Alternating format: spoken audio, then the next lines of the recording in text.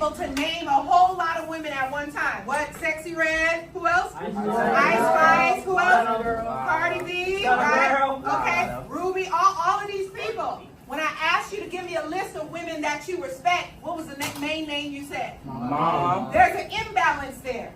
If you can name off 6, 7, 8, 9, 10 women that have an influence over your life, have your attention and focus, but there's only one woman who you respect, the main person, maybe that's mom or big mama or auntie, that's the imbalance.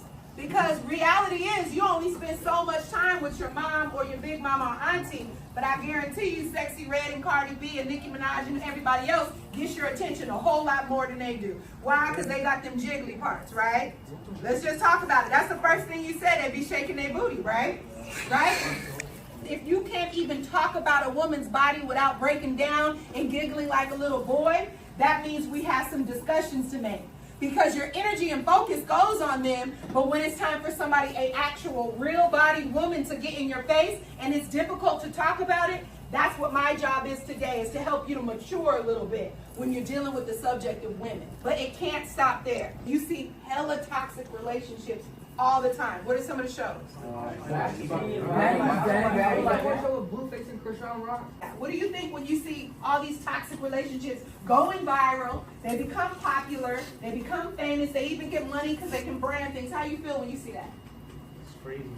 Okay, go for it. Alright, so when I see stuff like that on social media, I'm gonna be honest, I do think it's funny. And this is where it's at. When you laugh at it, even though you know it's not right, you're still condoning it. If she carries herself disrespectfully, what do you do then? Be disrespectful. Okay, that's where I want to check you. So when you're dealing with young ladies and you know, I know, like you said, I know that that's wrong, but if you're still entertaining it and laughing at it, that's not the righteous thing to do.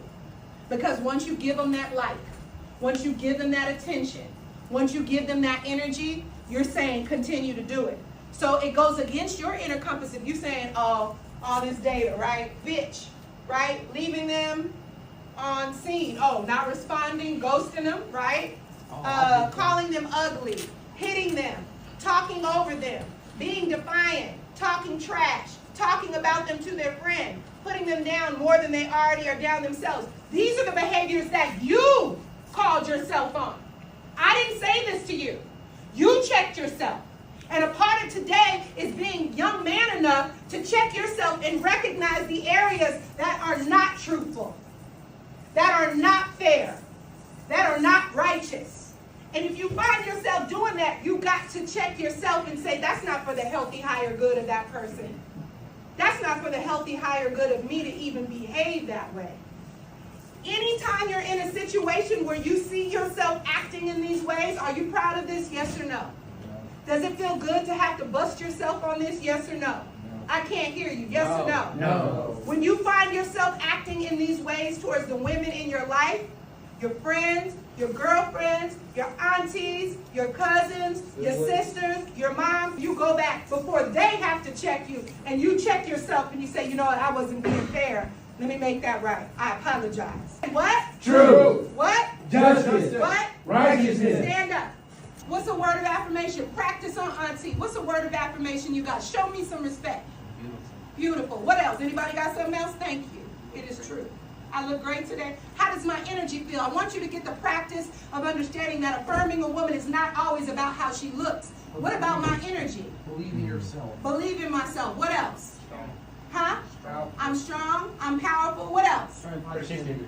You know how to say and compliment a woman without it being about her body. Practice that some more. Because if you only giving compliments to her booty and her breasts and how her hair looks, that's what she's going to value. She is more than just a physical being. She is also things on the inside. In the event that women are disrespectful to you and you don't know what to do, don't put your hands on them. Don't tilt your inner compass and start cussing them out. You go find somebody older and more mature to counsel you through the situation, and they will give you guidance to figure out what to do. That might be breaking up with that friend. That might mean breaking up with that girlfriend.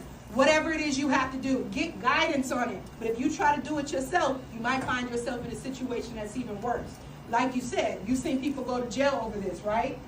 taking matters into their own hand and then it getting flipped on you. You want to call me a bitch like you've been calling any of the other young people bitches? No. You want to tell me I'm ugly like you've been telling those other young women? Why not? That's disrespectful. You know that. I don't care what Cardi B, I don't care what's their names, Sexy Red, I don't care what the environment and everybody else is clapping for. You know the right thing. Deep down inside, you know that you wouldn't do it to your mother. You know you wouldn't do it to me. So I don't care how much this media and this entertainment around you makes you, convinces you that it's cool, because they put it over a dope track, because they give a visual to it that's popular and viral. If you know inside with your inner compass it's not the right thing to do, remember my voice in that moment.